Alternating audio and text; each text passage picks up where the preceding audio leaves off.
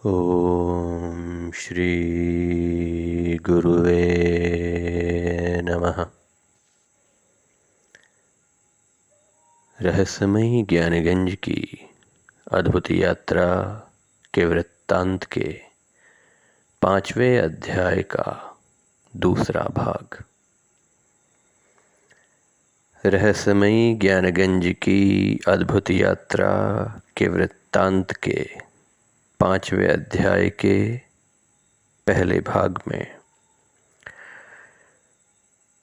श्रोतागण इस बात से बिल्कुल भी भ्रमित न हो कि इस अध्याय में एक और सूक्ष्म शरीर के माध्यम से ज्ञानगंज में उपस्थित होने की बात कही गई है, तो दूसरी ओर हिमालय में अत्यधिक कम तापमान होने के कारण ऑक्सीजन की कमी होने से सांस लेने में परेशानी होने की बात कही गई है। सूक्ष्म शरीर से ज्ञानगंज में प्रवेश और हिमालय के कम तापमान में श्वसन प्रक्रिया में बाधा, इन दोनों कड़ियों को आपस में जोड़ पाने में श्रोता अथवा साधक संभवतः भ्रमित हो रहे हैं। इसके साथ ही 5वें अध्याय में ज्ञानगंज के साधकों से संपर्क साधने की बात भी कही गई है। गुरुदेव का कहना है, बहुत से श्रोताओं के मन में, साधकों के मन में 5वें अध्याय के प्रथम भाग को सुनने के बाद और इसके पहले जारी किए गए अध्यायों को सुनने के बाद कुछ शंकाएं मन में उत्पन्न हो रही हैं। यही कारण है कि 5वें अध्याय के अतिरिक्त भाग को जारी किया जा रहा है। गुरुदेव कहते हैं, शंकाएं उत्पन्न होना स्वाभाविक है, क्योंकि जिस तरह किसी भी विषय को एक ही अध्याय में विश्लेषित नहीं किया जा सकता, उसे स्पष्ट नहीं किया जा सकता और न ही पूर्ण व्याख्या की जा सकती है, ठीक उसी तरह इस चैनल के प्रत्येक अध्याय का एक ही बार में संपूर्ण रूप से व्याख्या नहीं की जा सकती। इन सभी व्याख्याओं की कड़ियों को एक एक करके जोड़ा जाएगा।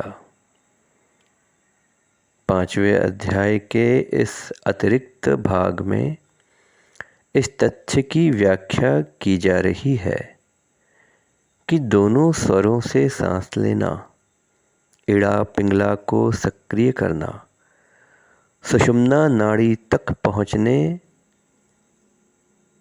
की बात को विस्तार देना, इसके साथ ही कम ऑक्सीजन में भी श्वसन क्रिया को संपूर्ण करने की प्रक्रिया, हिमालय और ज्ञानगंज में प्रवेश की कड़ी, इन सभी के मध्य के संबंध को स्पष्ट करने का प्रयास किया जा रहा है। संपूर्ण श्वसन क्रिया दोनों स्वरों से संभव है।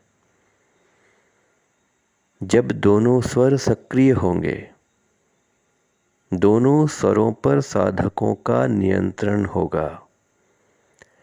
निरंतर अभ्यास और साधना से जब साधक अपने दोनों स्वरों की सक्रिय करके इड़ा पिंगला पर नियंत्रण प्राप्त कर चुके होंगे, सुषुम्ना नाड़ी की सक्रियता का बोध कर पाएंगे, सुषुम्ना नाड़ी को जागृत कर चुके होंगे। उसके बाद साधकों को कैलाश पर्वत अथवा मानसरोवर अथवा केदारनाथ या अमरनाथ, इनमें से अपने किसी अनुकूल वातावरण में जाकर साधना रत होना होगा ताकि ज्ञानगंज से संपर्क साधा जा सके। आप अपने घर में बैठकर ज्ञानगंज से संपर्क नहीं साध सकते। ऐसा विचार करना भी अज्ञानता कही जाएगी। सभी साधक इसे प्रतिपल स्मरण रखें कि भौतिक जगत और आध्यात्मिक जगत में बहुत सी बातों में समानता होती है, हालांकि उनसे संबंधित नियम, अनुशासन, व्याख्याएं, नियमों का पालन, नियमों का प्रतिपालन अत्यधिक सख्त होते चले जाते हैं। जिस तरह किसी परिचित अथवा किसी अपरिचित से मोबाइल में संपर्क साधने के लिए संबंधित नेटवर्क के दायरे में होना आवश्यक है। नेटवर्क से बाहर होकर आप मोबाइल के ज़रिए संबंध स्थापित नहीं कर सकते। ठीक उसी तरह किसी स्थान के फोटो के ज़रिए उस स्थान के ऑरा में आप प्रवेश नहीं कर सकते। जिन्होंने कई वर्ष अत्यधिक कठिन साधना में बिता दिए हों,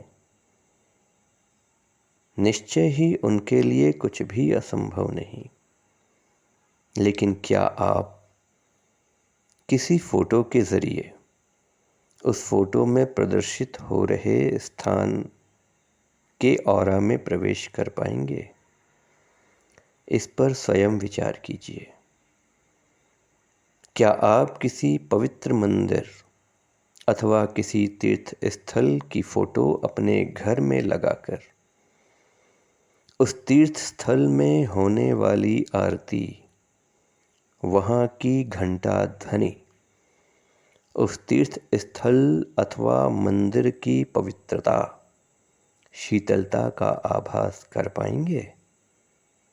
उत्तर है नहीं कर पाएंगे। भले ही आप मंदिर में प्रवेश न कर पाएं, मंदिर परिसर में प्रवेश करना आवश्यक है।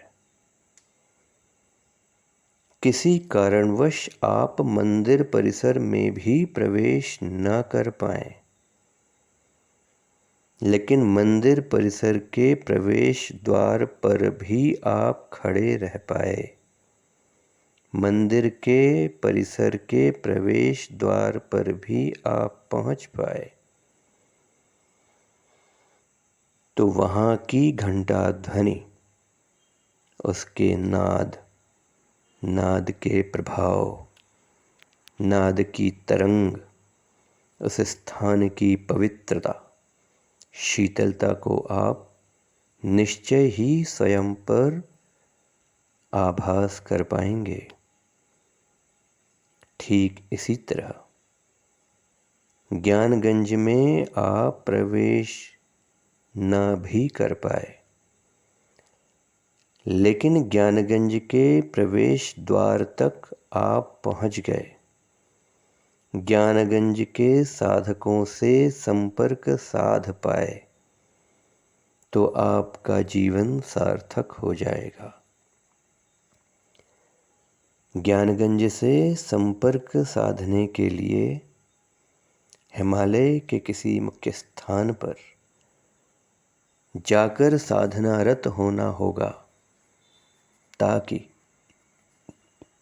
आप उस दायरे के करीब आ जाएं।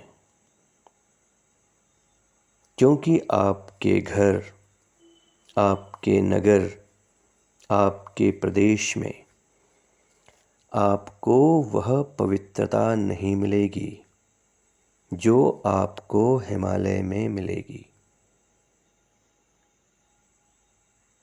पहले संपर्क साधन आवश्यक है, तभी उसके आगे की प्रक्रियाओं को आप समझ पाएंगे। इसीलिए 5वें अध्याय के पहले भाग में यह कहा गया कि कम ऑक्सीजन में श्वसन प्रक्रिया को आपके द्वारा संपूर्ण कर पाना आवश्यक है, ताकि हिमालय की किसी कंदरा या किसी पवित्र स्थान या किसी चोटी पर साधनारत रहे तो वहाँ आपकी श्वसन प्रक्रिया बाधित न हो। इन सभी प्रक्रियाओं के संपूर्ण रूप से अभ्यास करने के लिए श्वसन तंत्र को शक्तिशाली बनाना, श्वसन प्रक्रिया को पूर्ण करना, दोनों स्वरों को जागृत करना, इड़ा पिंगला को नियंत्रित करना, सुषुम्ना नाड़ी को समझ पाना, उसे जान पाना, उसका आभास कर पाना और उसके प्रभाव को स्वयं पर महसूस कर पाना आवश्यक है। ज्ञानगंज पहुँचने अथवा ज्ञानगंज से संपर्क स्थापित करने के लिए ये सभी तरह के अभ्यास आवश्यक हैं। इसीलिए इस चैनल के प्रत्येक अध्याय का बहुत ही गंभीर श्रवण करने, चिंतन करने, मनन करने की आवश्यकता पर बल दिया गया है। गुरुवाणी है। प्रत्येक प्रश्न का उत्तर आपको अवश्य मिलेगा। आपके मन में उठने वाले स्वाभाविक और उचित प्रश्नों का समाधान आपको इस चैनल के माध्यम से मिलता जाएगा। अतः धैर्यपूर्वक पिछले अध्यायों और आने वाले अध्यायों का श्रवण करिए, साधनारत रहिए, योगाभ्यास में अधिक से अधिक समय व्यतीत कीजिए। गुरुदेव कहते हैं, जब कोई विषय आपके समक्ष रखा जाएगा और उस विषय का जब आप गहन चिंतन मनन करेंगे, तभी तो आपके मन में प्रश्न उठेंगे। प्रश्न उठना आवश्यक है। प्रश्न उठेगा तभी तो उत्तर मिलेगा। उत्तर मिलेगा तो शंकाओं का समाधान भी होगा। लेकिन इन सब के लिए आवश्यक है, सबसे पहले विषय को आपके समक्ष रखा जाए। विषय की व्याख्याएं होंगी। उन व्याख्याओं के अलग अलग साधकों द्वारा अलग अलग अर्थ निकाले जाएंगे। उन अर्थों के अनुरूप साधक अथवा श्रोता के मन में शंकाएं और प्रश्न भी उठेंगे। निरर्थक शंकाएं अथवा निरर्थक प्रश्नों के उत्तर उपलब्ध करा पाना संभव नहीं, लेकिन जो प्रश्न और जो शंकाएं सार्थक हैं, श्रोताओं और साधकों को उन प्रश्नों का उत्तर, उन शंकाओं का समाधान अवश्य मिलेगा। विषय को समझना आवश्यक है और विषय को सटीक दिशा में अधिक से अधिक समझना भी आवश्यक है। विपरीत दिशा में जाकर किसी भी विषय को समझा नहीं जा सकता। गुरुवाणी है।